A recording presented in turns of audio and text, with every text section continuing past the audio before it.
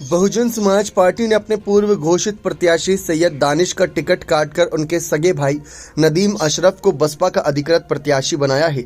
सैयद दानिश बेलहर विकास खंड के कुसरू कला गांव के निवासी हैं। यह सामाजिक कार्यकर्ता हैं। वर्ष 2019 से बसपा से जुड़े हुए हैं। 38 वर्षीय नदीम अशरफ शादीशुदा हैं, पोस्ट ग्रेजुएट हैं।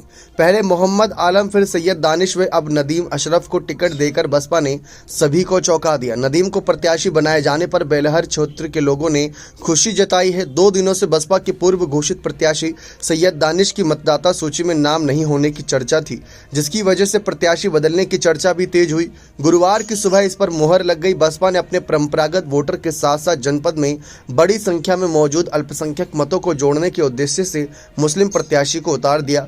बसपा के घोषित किए गए प्रत्याशी नदीम अशरफ ने बताया कि बहुजन समाज पार्टी के रीति नीति के अनुसार कार्य करेंगे। बहन मायावती के उन पर भरोसा जताया, जिस पर वह पूरी तरह से खरे उतरेंगे।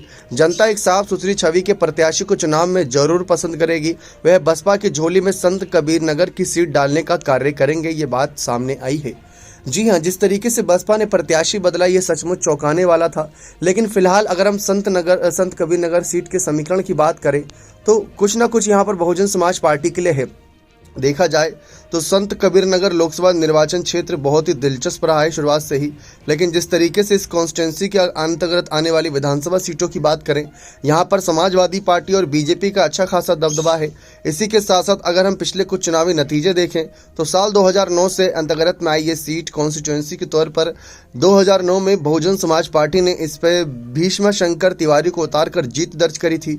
उसके 2 बार से यहाँ पर भारतीय जनता पार्टी अलग अलग कैंडिडेट उतार रही है और अलग अलग कैंडिडेट को जीत भी मिल रही है। आपको बता दें कि यहां से बीजेपी ने प्रवीण कुमार निषाद को उतारा है, जो कि अपने आप में ही बड़ा फैसला है, और समाजवादी पार्टी ने लक्ष्मीकांत यानी पप्पू निषाद को उतारा है।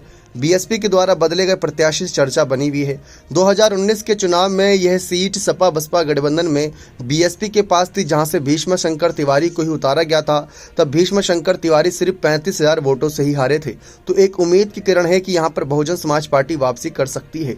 और उससे पहले भी साल 2014 में जब बीजेपी यहां पर जीती थी तो भीष्म शंकर यहां पर नंबर 2 पर ही रहे थे। ऐसे में देखना रहेगा दिलचस्प कि क्या संत कबीर नगर सीट को यहां पर बसपा फिर से जीत पाएगी या नहीं।